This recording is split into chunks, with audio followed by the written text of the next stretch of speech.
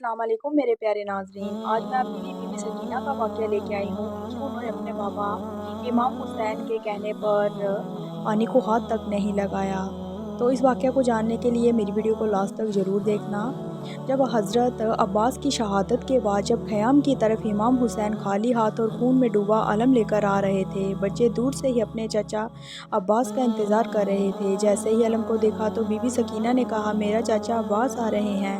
Be be Sakina کی جب خالی مسک پر نظر پڑتی ہے تو اپنے بابا حسین سے لپٹ کر فریاد کرتی ہے، میرے بابا، ان ظالموں نے میرے چاچا کو بھی شہید کر دیا، اور روتی ہوئی کہتی ہے، میں ان کے لیے بد دعا دیتی ہوں۔ تو پھر امام حسین اپنی بیٹی بی بی سکینہ کا ماتھا چوم کر سکینہ کو ایک خالی خیمے کی طرف لے کر جاتے ہیں اور کہتے ہیں، میری بیٹی، آپ کو پینے کے لیے پانی چاہیے۔ تو پھر امام حسین زمین پر پانی جیسے ہی ہاتھ رکھتے ہیں تو اس جگہ سے پانی نکل آتا ہے اور بی بی سکینہ پانی دیکھ کر خوش ہو جاتی ہے۔ تو پھر امام حسین فرماتے ہیں، میری بیٹی، خیام سے باہر کی طرف نگاہ کر۔ تو جیسے ہی بی بی سکینہ باہر کی طرف دیکھی تو لاکھوں کی تعداد میں انسان تھے جو اپنی زبان نکال کر حسد کی نظر سے بی بی سکینہ کو دیکھ رہے۔ تو پھر امام حسین بی بی سکینہ سے فرماتے ہیں، میری بیٹی، اگر آج تم نے یہ پانی پی لیا تو قیامت تک تمہارے نانا کی امت حوض کوثر سے محروم رہے گی، اسلام سے محروم رہے گی۔ تو پھر بی بی سکینہ فرماتی ہے، میرے بابا، اگر میرے نانا کی امت کی شفاعت کے لیے پیاسا رہنا ضروری ہے تو میں پیاس برداشت کر لوں گی، ہر ستم برداشت کر لوں گی۔ پھر بی بی سکینہ صبر کرتی رہتی ہے۔ پھر بی بی سکینہ کی آنکھوں کے سامنے علی اکبر شہید ہوتے ہیں، چھوٹا علی اصغر شہید ہوتا ہے، آپ کے بابا امام حسین شہید ہوتے ہیں۔ پھر شیمر خیام کو آگ لگا دیتے ہیں اور سبھی بیویوں پر ظلم کرتے ہیں، لیکن بی بی سکینہ نے کبھی بھی اپنے نانا کی امت کے لیے بد دعا نہیں کی۔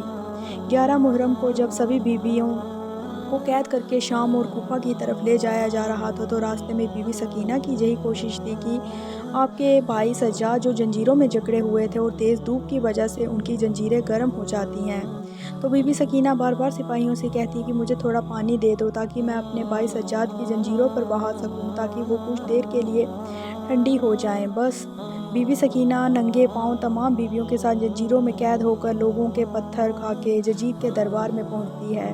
یزید کی جیسے ہی بی بی سکینہ پر نظر پڑی تو کہتا ہے، یہ چھوٹی بچی وہی ہے جسے حسین اپنے سینے پر سلایا کرتا تھا؟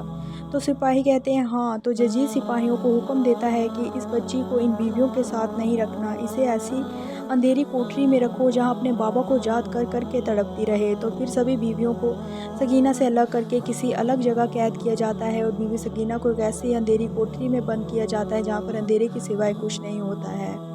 تو پھر وہ 4 سال کی بی بی سکینہ اس اندھیرے میں اپنے بابا حسین کو یاد کر کے روتی رہتی ہے، اور کچھ دن بیتتے گئے اور اس بچی کے رونے کی آواز یزید کے پورے محل میں گونجنے لگی۔ تو یزید کو اس بچی کی آواز سن کر نیند نہیں آتی، تو یزید اپنے سپاہیوں کو کہتا ہے کہ امام حسین کا کٹا ہوا سر اس بچی کے پاس پہنچاؤ، جب یہ کٹا ہوا سر دیکھے گی تو خود ہی چپ ہو جائے گی۔ تو پھر سپاہی امام حسین کا سر مبارک بی بی سکینہ کے پاس چھوڑ آتے ہیں۔ بی بی سکینہ جیسے ہی اپنے بابا کا سر دیکھتی ہے تو اس کے ساتھ لپٹ جاتی ہے اور زور زور سے رو کر کہتی ہے، میرے بابا، میں ہر قدم پر ان ظالموں کی سختیاں سہتی رہی، پتھر کھاتی رہی، لیکن کبھی بھی میں نے اپنے نانا کی امت کے لیے بد دعا نہیں کی۔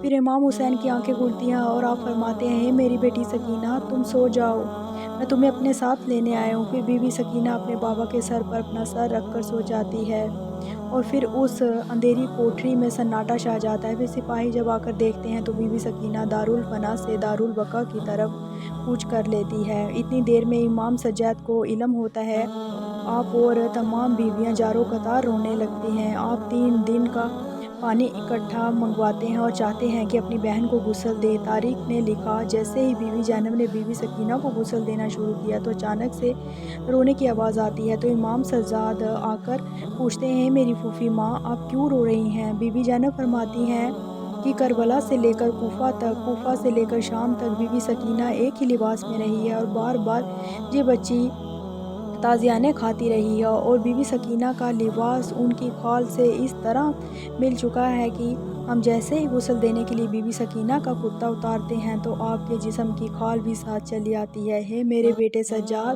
اب بی بی سکینہ کو غسل کیسے دیں؟ تو پھر امام سجاد فرماتے ہیں کہ میری بہن سکینہ کو اسی پھٹے ہوئے کرتے کے ساتھ تدفین کرتے ہیں، یہ میری چھوٹی بہن اسی حال میں قیامت کے دن اپنے نانا رسول اللہ حضرت محمد صلی اللہ علیہ وسلم سے ملے گی۔